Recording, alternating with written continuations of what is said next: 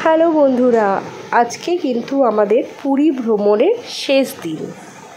Hotel থেকে check out করে আমরা বেরিয়ে পড়েছি। আমাদের ট্রেন ছিল 1:30টার সময়, বন্দে ভারত। সেই বন্দে ভারতের এক্সপিরিয়েন্স কিন্তু অলরেডি আমি আমার ইউটিউব চ্যানেলে দিয়ে দিয়েছি, তোমরা অবশ্যই দেখে নিও ভিডিওটা।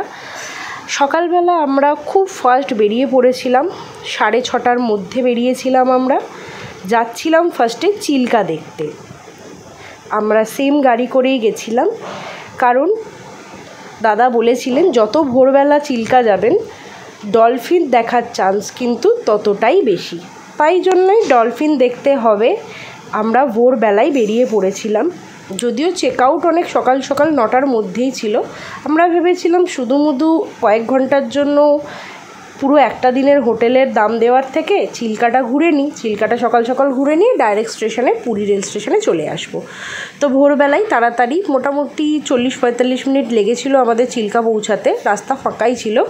তো আমরা চিল্কা পৌঁছে গেছিলাম। এখানে বোটের জন্য আলাদা টিকিট ছিল, সেই টিকিট বুক করেই আমরা আমাদের বোটে উঠে পড়েছিলাম। আমরা আজ চিল্কা এসেছি ডলফিন দেখতে, তো চলো দেখি ডলফিনের দেখা পাই কিনা। এই যে আমরা চিল্কায় এসেছি, লঞ্চ ছেড়ে দিয়েছে, সবাই বসে রয়েছে। বাবু তাকাও তাকাও।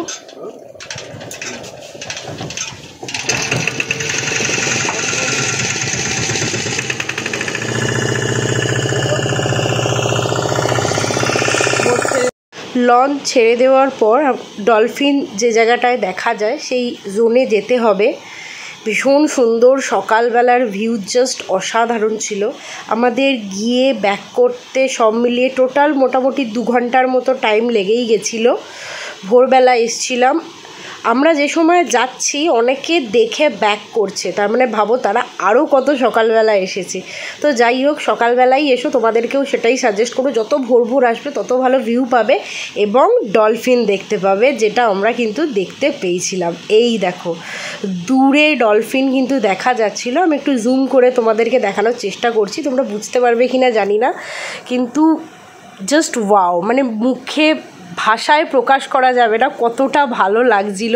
আমি ফার্স্ট টাইম এরকম সামনাসামনি ডলফিন দেখলাম, এর আগে কখনো দেখিনি। তো অদ্ভুত একটা ভালো লাগা, একটা অদ্ভুত অনুভূতি কাজ করছিল।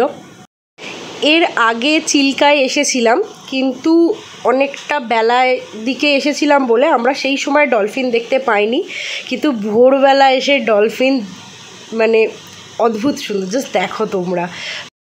তারপর যেহেতু আমাদের ট্রেন ছিল দুপুরবেলা, ওই জন্য বেশিক্ষণ আমরা ওয়েট করতে পারিনি, আবার আমরা ব্যাকও করে গেছিলাম। ওই দিন আমাদের একটু কাঁকড়া খাওয়ার ইচ্ছে হয়েছিল, কিন্তু অনেকটা টাইম লাগবে বলে আমরা সেটা আর খেতে পারিনি। তো ব্যাক করে যাওয়ার পর ওখানেই কাছেই 2টো মন্দির ছিল, তো ওই 2টো মন্দির আমরা একটু দর্শন করে নিলাম, কাছাকাছি যেহেতু ছিল, পায়ে হেঁটেই 1-2 মিনিটের ডিস্টেন্সে। তো মন্দিরটা দেখে নিয়েই আমরা ডাইরেক্ট ওখান থেকে পুরী রেল স্টেশনে চলে এসেছিলাম। তারপরে ট্রেন একটু লেট করে ছেড়েছিল, সে অভিজ্ঞতা তো অলরেডি বলা আছে।